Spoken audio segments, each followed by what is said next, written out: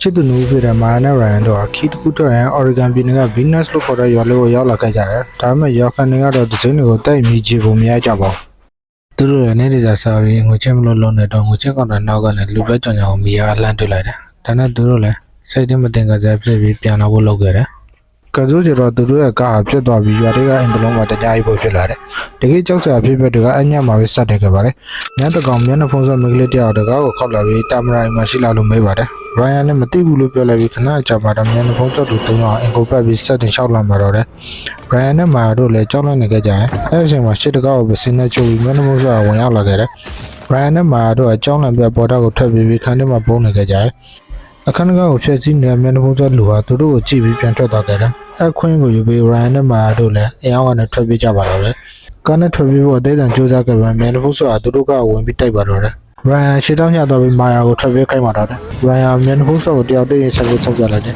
။တင်းနဲ့ပြလိုက်တဲ့နောက်မှာမျက်နှာဖုံးစောလေးပျောက်သွားတယ်။မာယာနဲ့ Ryan တို့ကတော့ထဲမှာပြေးလွန်ကြရင်နောက်ဆုံးမှာနှစ်ယောက်လုံးဖမ်းကန်လိုက်ရတယ်။သူတို့နှစ်ယောက်လုံးကိုအင်ခေါ်လာပြီးမျက်နှာဖုံးစောက Ryan ကိုအရင်တောင်းနဲ့ထိုးတယ်။ထို့နောက်မာယာကိုလည်းတောင်းနဲ့ထိုးပြီးတက်ပြလိုက်တယ်။ထိုရှင်ရေးတွေရောက်လာပြီးမျက်နှာဖုံးစော၃ယောက်ထွက်သွားကြတယ်။မာယာပြန်ထိုးလာချိန်မှာဆေးရုံကရင်ပေါ်ရောက်နေခဲ့တယ်။ကရင်ပေါ်ထက်လက်ရှိမှာမျက်နှာဖုံးစောကဘေးရောက်နေပြန်တယ်။နောက်ထပ်ပါတဲ့ဆက်ပြီးတော့ကျွန်တော်အကောင့်ထဲမှာပါတူကိုတင်ပေးထားပါတယ်။ကျွန်တော်ရဲ့ request channel လေးကို follow လေးလုပ်ဖို့မမေ့ကြနဲ့အောင်နော်။